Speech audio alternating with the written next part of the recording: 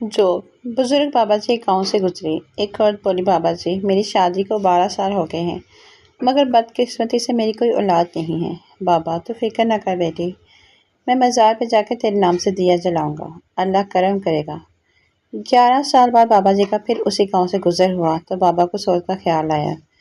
لوگوں سے اس کا گھر کا پتہ معلوم کر کے اس کے گھر تشریف لے گئے۔ وہاں پہنچ کے دیکھا تو گھر میں ہر طرف رونق لگی ہوئی تھی، ہر طرف ننھے منھے معصوم بچے کھیل کود میں مگن تھے۔ سامنے وہی عورت گود میں بچہ لیے کھڑی تھی۔ بابا پوچھتے ہیں بیٹی یہ بچے کون ہیں؟ اور بتاتی ہیں بابا یہ میرے بچے ہیں۔ بابا کتنے بچے ہیں؟ عورت 8 لڑکے 6 لڑکیاں۔ ماشاءاللہ ماشاءاللہ۔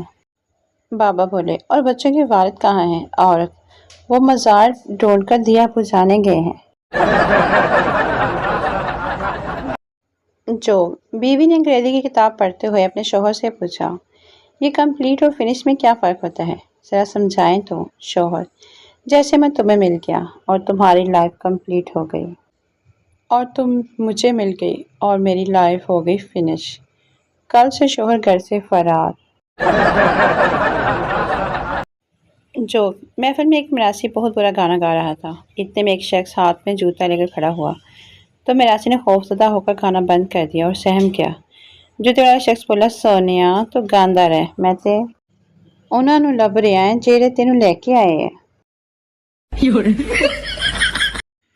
جو ایک شخص کی بیوی کو علم ہوا کہ اس کا شوہر دوسری شادی کا ارادہ رکھتا ہے، چنانچہ اس نے ایک دن بڑے اہتمام سے 4 انڈے ابال کر ہر ایک کو الگ الگ رنگ سے رنگا اور شوہر کو پیش کر دیا۔ شوہر نے پہلے حیرانی سے رنگ برنگے انڈوں کو اور پھر بیوی کی جانب دیکھا۔ بیوی نے کہا آپ کھائیں اور بھی بتائیں کہ آپ کو یہ رنگ برنگے انڈے کیسے لگے۔ شوہر نے 3 انڈے کھائے اور تعجب سے بولا کہ ان میں تو کوئی فرق نہیں، سب کا یکساں ذائقہ ہے، رنگوں کا کیا فائدہ؟ بیوی چلاک لومڑی کی مانند مسکرائی اور گویا ہوئی، سرتاج عورتیں بھی سب ایک ہی جیسی ہوتی ہیں، بس رنگوں کا فرق ہوتا ہے۔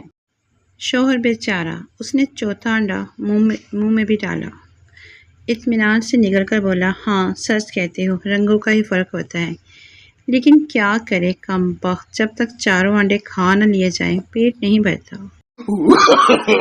No, no, no, no.